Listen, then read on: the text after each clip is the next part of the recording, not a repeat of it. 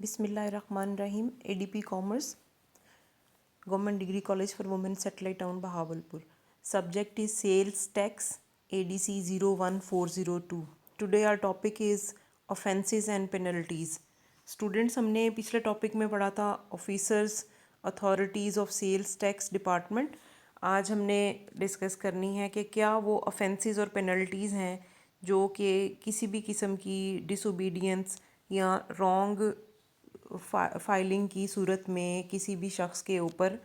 लागू हो सकती हैं। सबसे पहले नंबर पे हम यहाँ पे बात करेंगे फेलियर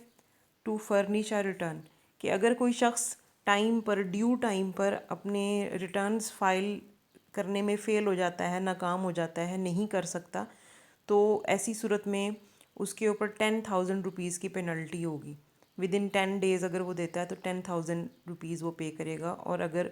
नहीं दे सकता तो फिर एवरी डे उसे 200 रुपीज़ उसके ऊपर पेनल्टी जो है वो, जो डिफ़ॉल्ट का जो उसका टाइम है उसके बाद हर दिन के ऊपर 200 रुपये उसको उसके ऊपर जुर्माना बनता जाएगा जितने भी दिन वो नहीं अदा करेगा। Failure to issue tax invoice, कि अगर कोई पर्सन है, ऑर्गेनाइजेशन है जिसमें वो टैक्स इनवॉइस नहीं देता अपने जो भी उसका कस्टमर है उसको, तो ऐसी सूरत में भी उसके ऊपर 10,000 रुपीज़ फ़ाइन होगा, पेनल्टी होगी। Unauthorised issuance of tax invoice, कि ऐसा शख्स जिसके पास अथॉरिटी नहीं है और वो टैक्स इनवॉइस इशू कर रहा है, तो ऐसी सूरत में भी उसके ऊपर 10,000 रुपीज़ का फ़ाइन होगा, पेनल्टी होगी। दो सिचुएशंस हो सकती हैं, या तो 10,000 रुपीज़ है, या जो टैक्स जो इन्वॉल्व है उस अमाउंट के अंदर, उस टैक्स का 5%। अब ये 5% अगर ज़्यादा होगा तो ये पेनल्टी है, अगर 10,000 उसकी निस्बत ज़्यादा है तो 10,000 पेनल्टी होगी। Failure to notify the change of material, material में कोई चेंजेस किए हैं लेकिन नोटिफाई नहीं किया, रजिस्ट्रेशन जहाँ पे उसने करवाई हुई है अपनी डिपार्टमेंट की, सेल्स टैक्स डिपार्टमेंट के साथ, तो ऐसी सूरत में क्योंकि उसने मेंशन नहीं किया, नोटिफाई नहीं किया, तो तब भी उसके ऊपर पेनल्टी होगी। Failure to deposit the amount of tax, amount of tax due date के साथ साथ ड्यू जो पैटर्न है, जिस तरीके से जमा करवाना था उस तरीके से नहीं उसने जमा करवाया, तो ऐसी सूरत में उसके ऊपर 10,000 पेनल्टी होगी, या 5% उस टैक्स अमाउंट का। नंबर 6 है रेपिटिशन एरेनियस कैलकुलेशन, कि कोई भी शख्स अगर अपनी मिस्टेक्स को, एरर्स को, कैलकुलेशन की जो एरर्स हैं ड्यूरिंग द ईयर, उसको उसमें मिस्टेक्स करता है, एरर्स उसमें आते हैं और वो कम टैक्स, एक्चुअल टैक्स की निस्बत कम टैक्स पे करता है, तो जब भी ये चीज़ सामने आएगी उसके ऊपर पेनल्टी होगी 10,000 रुपीज़ की, या जो टैक्स जितना इन्वॉल्व होगा उसका 5% उसके ऊपर पेनल्टी होगी। Fails to get registered before making taxable supplies, taxable supplies से पहले उस शख्स का जो बिज़नेस कर रहा है उसका रजिस्टर होना ज़रूरी है। अगर वो नाकाम हो जाता है रजिस्टर होने में, अपने आप को रजिस्टर करवाने में, तो ऐसी सूरत में भी उसके ऊपर पेनल्टी होगी। सेम वही पेनल्टी है कि 10,000 है और यहाँ पर उस जो ड्यू अमाउंट होगी टैक्स की उसका 3% है। फेल्स टू मेंटेन रिकॉर्ड्स, कि कोई भी पर्सन जो कि टैक्स पेयर है, सेल्स टैक्स के साथ रजिस्टर्ड है, वो अपने रिकॉर्ड्स को प्रॉपरली मेंटेन नहीं करता, तो ऐसी सूरत में भी उसकी जो टैक्स अमाउंट है उसका 5% या 10,000 रुपीज़, जो भी इसमें से हायर अमाउंट होगी वो उसको पेनल्टी के तौर पर पे करनी होगी। Non compliance with the provisions, कि अगर वो शख्स कंप्लायंस नहीं करता सेक्शन 25 के तहत, अपनी तमाम जो रीज़न्स होती हैं उसको नहीं फ्राहम करता वहाँ पे, तो ऐसी सूरत में भी उसकी ऊपर पेनल्टी होगी। इसमें कौन कौन सी चीज़ें शामिल होंगी? Fails to provide the record on receipt of first notice shall pay या पेनल्टी ऑफ 5,000 रुपीज़, जब उसे पहला नोटिस, शो कॉज नोटिस दिया गया और उसे कहा गया कि अपना रिकॉर्ड शो करे, प्रोवाइड करे, और वो नहीं प्रोवाइड करता, तो उसके ऊपर 5,000 की पेनल्टी होगी। अगर वो दूसरे नोटिस पर भी नहीं प्रोवाइड करता रिकॉर्ड और जो रिक्वायर्ड डॉक्यूमेंट्स हैं, तो 10,000 पेनल्टी होगी। और अगर तीसरे नोटिस पे भी वो नहीं करता तो 50,000 रुपीज़ उसके ऊपर पेनल्टी होगी। Fails to furnish the required information, same जैसे पीछे प्रोवाइड करनी है इन्फॉर्मेशन, अगर उसे नोटिफिकेशन के थ्रू कहा गया है सब सेक्शन 5 ऑफ सेक्शन 26 कि उसने कोई स्पेसिफिक इन्फॉर्मेशन प्रोवाइड करनी थी और वो नहीं कर पाया, तो ऐसी सूरत में उसके ऊपर 10,000 रुपीज़ की पेनल्टी होगी। Submission of false destroy documents, ऐसे डॉक्यूमेंट सबमिट करवाए हैं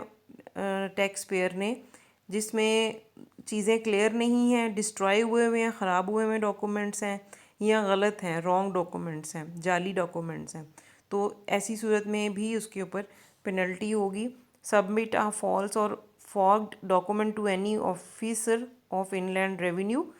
ख़राब डॉक्यूमेंट्स हैं, डैमेज हुए हुए हैं। डिस्ट्रॉय, ऑल्टर्स,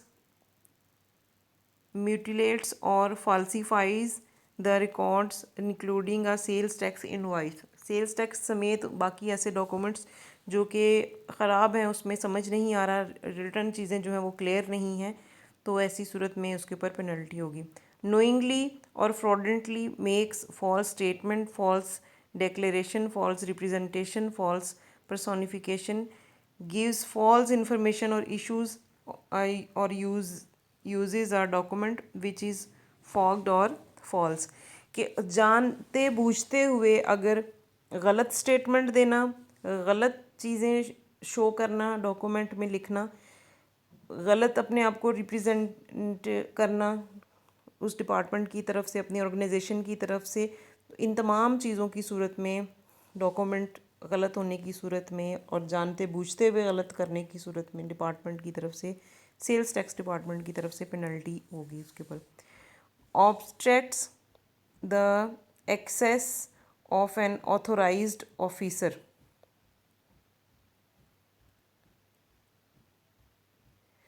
अगर एक ऑथोराइज्ड ऑफिसर बिज़नेस का रिकॉर्ड चेक करना चाहता है या बिज़नेस प्रेमिसेस में मटेरियल और सप्लाईज़ को चेक करना चाहता है और उसको मना कर दिया जाए, उसको रोक दिया जाए, उसकी वहाँ तक एक्सेस ना होने दी जाए ऑथोराइज्ड ऑफिसर की, तो ऐसी सूरत में भी उसके ऊपर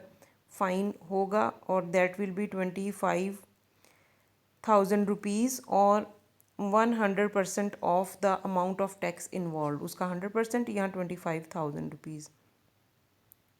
commit of tax fraud, tax fraud करते हुए को पकड़ा जाता है कि उसने टैक्स फ्रॉड किया है,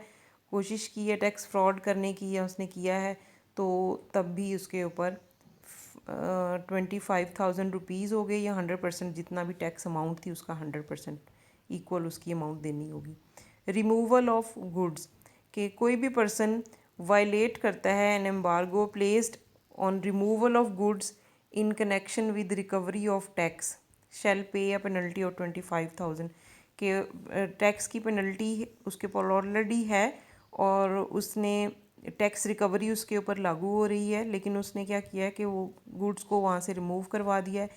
और उसे लायबल किया जाएगा, स्पेशल जज के सामने भी उसको पेश किया जाएगा और वो तमाम चीज़ों को जस्टिफाई करेगा और अगर वो सही साबित होगा तो ठीक है, अदरवाइज़ उसको पेनल्टी पे करनी होगी। Obstructs in the performance of duties, के कोई भी पर्सन जो है अथोराइज्ड ऑफिसर को उसकी ड्यूटी परफॉर्म करने के दरमियान में रास्ते में रुकावट बनता है तो उसके ऊपर पेनल्टी होगी 25,000 रुपीज़ की या जितना टैक्स है उतनी 100% of tax. Fails to make payments करने में नाकाम रहता है वो, जिस तरीके से पेमेंट्स कही गई अंडर सेक्शन 73 है तो उस तब भी उसको पेनल्टी देनी होगी, 5,000 है या 3% जो अमाउंट टैक्स की होगी। Fails to fulfil any of the condition, limitation और रिस्ट्रिक्शन, जो कंडीशंस हैं, शराइत हैं या कुछ लिमिटेशंस या रिस्ट्रिक्शंस हैं डिपार्टमेंट की तरफ से, उनको मीट नहीं करता कोई शख्स, तो ऐसी सूरत में भी उसको 5,000 रुपीज़ या 3% उस अमाउंट का देना होगा। Causing loss to inland revenue, inland revenue department को अगर किसी शख्स की वजह से किसी भी किस्म का लॉस फेस करना पड़ता है तो तब भी उसको पेनल्टी देना होगी। कॉन्ट्रावीन्स ऑफ द प्रोविजंस, कि कोई भी शख्स जो कॉन्ट्रावीन करता है प्रोविज़न ऑफ दिस एक्ट या कहें कि रूल्स जो बनाए गए हैं उन तमाम को, तो उसको पेनल्टी देनी होगी। नेक्स्ट है 20 पॉइंट ओमिटेड है, नेक्स्ट टैक्स एक्ट से ये ओमिट कर दिया गया। रेपिटेशन ऑफ एन ऑफेंस, कि कोई भी शख्स एक दफ़ा ऑफेंस उसने को किया है, उसने पेनल्टी पे की है, अब वो दोबारा से उसको करेगा तो फिर उसको डबल अमाउंट पेनल्टी की देनी होगी। Miscellaneous offences,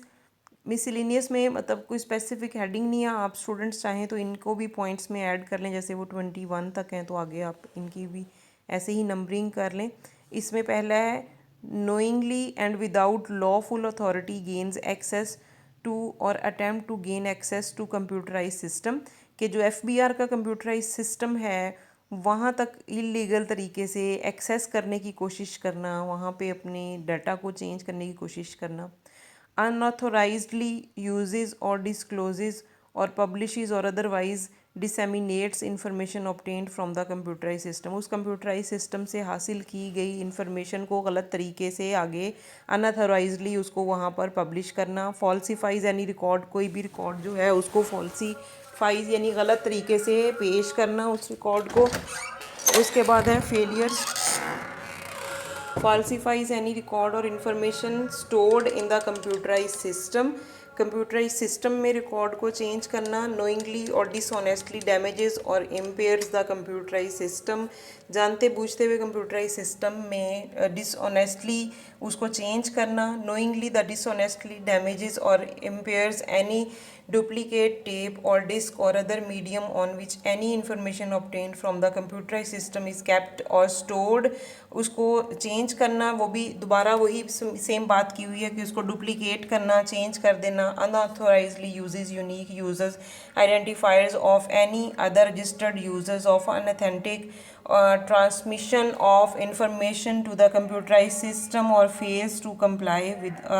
contravene any of the conditions prescribed for security of unique। तो स्टूडेंट्स ये तमाम जितनी भी ऑफेंसेस बनाए किए जाएंगे, कोई भी शख्स जब इस ऑफेंसेस को करता है तो उसको उस सूरत में पेनल्टी देनी होगी, जितनी अमाउंट उसके ऊपर लागू होगी पेनल्टी की वो उसको देनी होगी। 23 पॉइंट है manufacturers possesses cigarettes without tax stamp stickers, कि कोई शख्स जो मैन्युफैक्चरर है, ट्रांसपोर्ट डिस्ट्रीब्यूटर है स्टोर्स का, या सिगरेट पैक सेल करता है, तो उसको टैक्स स्टैम्प जो है वो लगाना ज़रूरी है। उसके बगैर अगर वो